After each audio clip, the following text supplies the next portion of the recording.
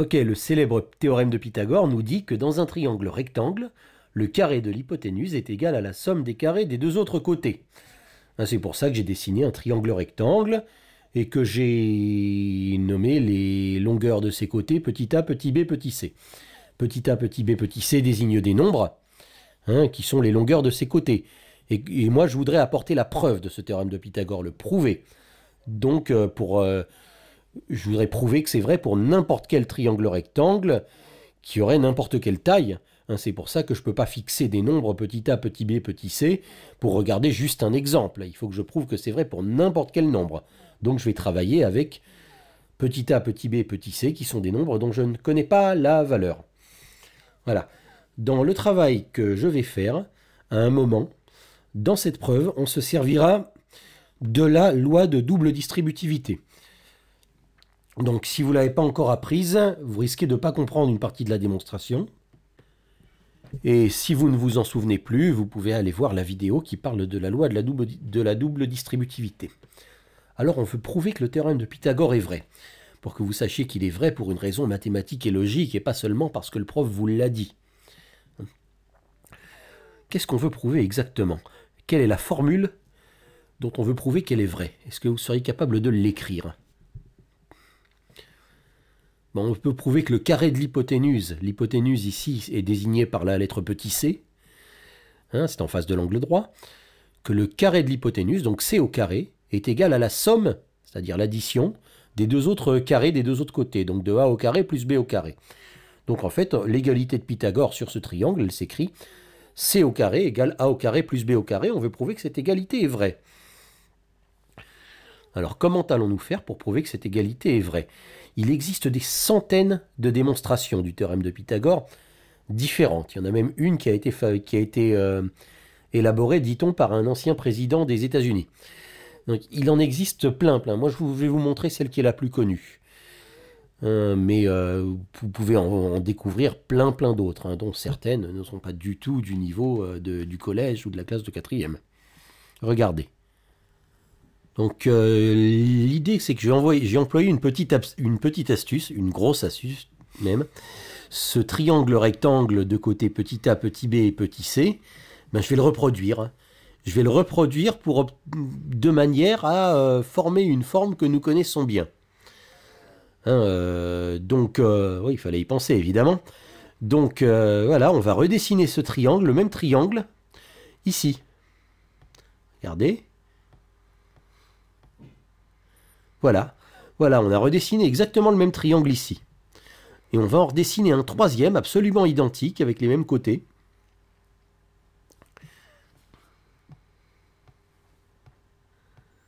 Ici.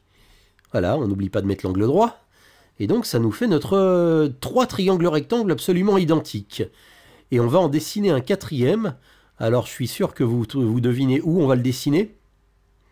Alors, on va compléter le dessin, on va le dessiner en bas là.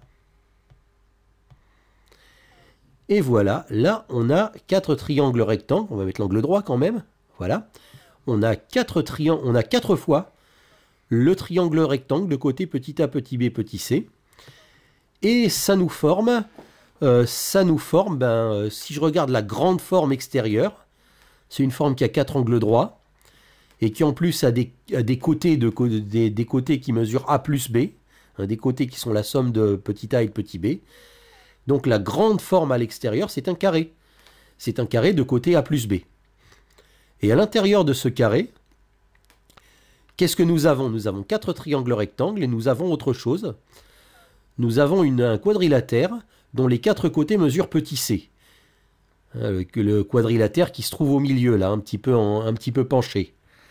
Et bien ce quadrilatère, déjà s'il a 4 côtés égaux, je suis sûr que c'est un losange. Mais je peux même dire plus. Voilà. Et pour dire plus, voilà ce qu'on va faire. On va regarder le premier triangle qu'on avait tracé. Donc regardez juste le premier triangle rectangle, celui qui se trouve en bas à gauche, le côté ABC, le premier qu'on avait tracé. Dans ce triangle-là, il y a un angle droit qu'on a signalé, mais il y a aussi 2 angles aigus. 2 angles aigus qui se trouvent ici et là. Donc les 2 angles aigus se trouvant ici et là, que j'ai nommé alpha et bêta. eh bien, je vais me dire, en fait, si je regarde un autre triangle, il a aussi comme angles aigus alpha et bêta, ce sont les mêmes. Hein. Alpha et bêta, pour ceux qui ne le savent pas, ce sont les lettres grecques, des lettres de l'alphabet grec. On a l'habitude de désigner des mesures d'angle par des lettres de l'alphabet grec. C'est pour ça que j'ai pris les deux premières, alpha et bêta. Et si je regarde les trois autres triangles, comme ce sont exactement les mêmes triangles, ils ont aussi, leurs angles aigus mesurent aussi alpha et bêta, qui sont des nombres de degrés que je ne connais pas. Et donc je peux dire, par exemple, que cet angle-là mesure bêta, puisqu'on a le même triangle, on a 4 fois le même triangle, et je pourrais, si je voulais, continuer à mettre des alpha et des bêta dans tous les triangles. Mais il y a que, pour l'instant, il n'y a que ça qui m'intéresse, parce que regardez le alpha et le bêta du haut, voilà, et vous verrez qu'il y a 3 angles, alpha, bêta, et le troisième angle, l'angle qui se trouve à l'extérieur de alpha et bêta, qui à eux 3 forment un angle plat, qui à eux 3 font 180 degrés. Et si vous regardez le premier triangle que j'ai tracé, vous savez en faisant la somme des angles dans le triangle que alpha plus bêta plus l'angle droit, ça fait 180 degrés. Autrement dit, l'angle entre les deux côtés nommés C est exactement le même que le troisième angle du triangle qui fait 90 degrés. Voilà, pour avoir 180 degrés, il me faut alpha, bêta et 90 degrés. Ça, je le sais en faisant la somme des angles du premier triangle que j'ai tracé.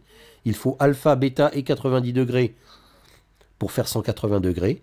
Autrement dit, pour faire un angle plat, il faut alpha, bêta et il manque 90 degrés ici. Donc en fait, cet angle-là, il est droit. Et exactement par le même raisonnement, je peux trouver que cet angle-là est droit en faisant le même raisonnement. Et que cet angle-là est droit. Et que cet angle-là est droit aussi. Donc en fait, le quadrilatère de côté C, qui a ses 4 côtés égaux à C, celui qui est penché, en fait c'est un carré. Donc j'ai un grand carré de côté A plus B, qui est divisé en 4 triangles rectangles identiques, plus un petit carré, un carré un peu plus petit, de côté C. Et ce qu'on va faire maintenant, c'est qu'on va calculer les aires de tout ça. On va calculer l'aire du grand carré de 2 manières différentes. Donc l'aire du grand carré de 2 manières différentes. Pour commencer, pour la calculer, on va d'abord s'intéresser à l'aire du petit triangle qu'on a tracé. C'est-à-dire ce triangle-là. On va se demander quelle va bien pouvoir être son aire. Et à l'aide de cette aire, on va calculer de 2 manières différentes l'aire du grand carré. Ok, donc calculons l'aire de ce triangle rectangle. Voilà, donc voilà, première étape, on calcule l'aire du petit triangle rectangle. Vous me direz, c'est bizarre, on a dessiné une très grande forme et on s'occupe que du petit triangle qu'on avait tracé au départ. Ça, c'est juste pour le début, ensuite on s'occupera de la grande forme qu'on a obtenue. Donc comment on calcule l'aire d'un triangle rectangle? L'aire d'un triangle, c'est on multiplie la hauteur par le côté perpendiculaire à la hauteur et on divise par 2. Donc dans un triangle rectangle, on multiplie les deux côtés perpendiculaires et on divise par 2. Donc l'aire du triangle rectangle, je l'appelle T comme triangle, il faut bien que je lui donne un nom. C'est côté petit a multiplié par côté petit b. Quand j'écris AB, ça veut dire petit a fois petit b. Et je divise le tout par 2. Si vous avez une difficulté sur les aires de triangle, je vous suggère d'aller voir les vidéos qui parlent des aires de triangle. Mais en tout cas, ça nous calcule uniquement l'aire du triangle que j'ai mis en un petit peu plus foncé ici sur le dessin. Et maintenant, qu'est-ce qu'on va en faire de cette aire de triangle? Tout ça ne nous donne pas le théorème de Pythagore. Maintenant, l'astuce, c'est qu'on n'a pas seulement un triangle sur ce dessin, on a un grand carré. Un très grand carré de côté A plus B. Et on va calculer l'aire de ce grand carré de 2 méthodes différentes. Regardez. On va calculer l'aire de ce grand carré, la même aire, on va la calculer 2 fois par 2 méthodes différentes. Si vous vous rappelez, on a souvent fait ça dans les vidéos où on parlait de calcul littéral, où on parle de factorisation, de développement. On a souvent adopté cette méthode pour calculer des choses de 2 manières différentes et de comparer les résultats qu'on a trouvés. Voilà. Donc maintenant, j'aimerais qu'on calcule l'aire du grand carré. Enfin, calculer, ça veut dire trouver une formule, parce qu'on a que des petits a et des petits b, on ne va pas trouver un nombre. Trouver une formule qui donne l'aire du grand carré, mais et en fait trouver deux formules, parce qu'on va avoir deux méthodes différentes. Alors, est-ce que vous voyez comment faire? Eh bien, on peut se dire un carré, c'est côté fois côté. Ce grand carré, il a pour côté a plus b. Donc l'aire du grand carré, ça va être a plus b fois a plus b, côté fois côté. Je l'appelle A, l'aire du grand carré, c'est a plus b fois a plus b. Et ça, je sais que je peux le développer par double distributivité. Donc je vais développer ça par double distributivité. Et donc je multiplie tout ce qu'il y a dans les premières parenthèses par tout ce qu'il y a dans les deuxièmes parenthèses. J'obtiens a fois a, que je peux écrire a au carré, plus a fois b, plus encore a fois b quand je multiplie le b de la première parenthèse, et plus b fois b que je peux écrire b au carré. Donc j'obtiens en quelque sorte a au carré plus ab plus encore ab plus b au carré. Et ça, je peux le réduire un peu. Je peux très bien dire que ab plus encore ab, ça fait 2 fois ab. Donc l'aire du grand carré m'est donnée par la formule petit a au carré plus 2 fois ab plus petit b au carré. Voilà, on va garder cette formule-là au chaud pour l'instant. On va arrêter de s'en occuper, puis on va recommencer, on va recalculer l'aire du grand carré par une autre méthode, tout à fait autrement. Mais comment on pourrait faire? On pourrait dire par exemple que l'aire du grand carré, c'est le grand carré, il est formé de 4 triangles, plus le petit carré de côté C. Voilà, donc l'aire du grand carré va nous être donnée par 4 fois l'aire du triangle, que j'ai calculé en vert, là, plus l'aire du petit carré de côté C, qui est un petit peu penché, là, au milieu du dessin. Eh bien, calculons-le. Cette aire, c'est la même aire du même grand carré, donc je peux toujours l'appeler A.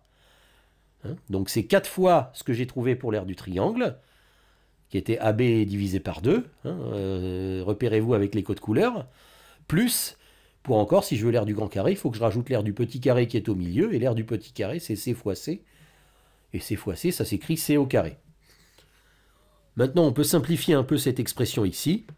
Quand on regarde la fraction, on s'aperçoit qu'on a 4, qu'on multiplie par 4 et qu'on divise par 2.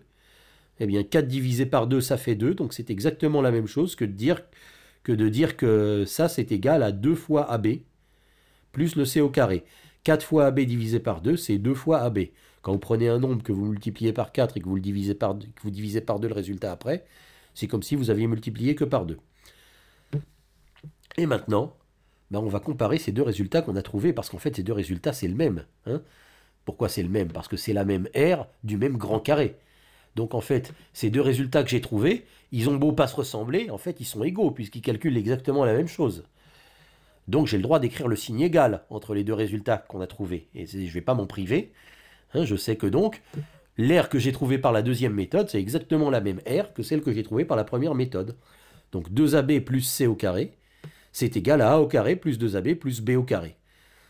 Voilà, donc on a formalisé par une formule cette constatation qu'on a faite. Bon, il y a des formules, mais ces formules décrivent bien ce dont on s'est aperçu sur le dessin.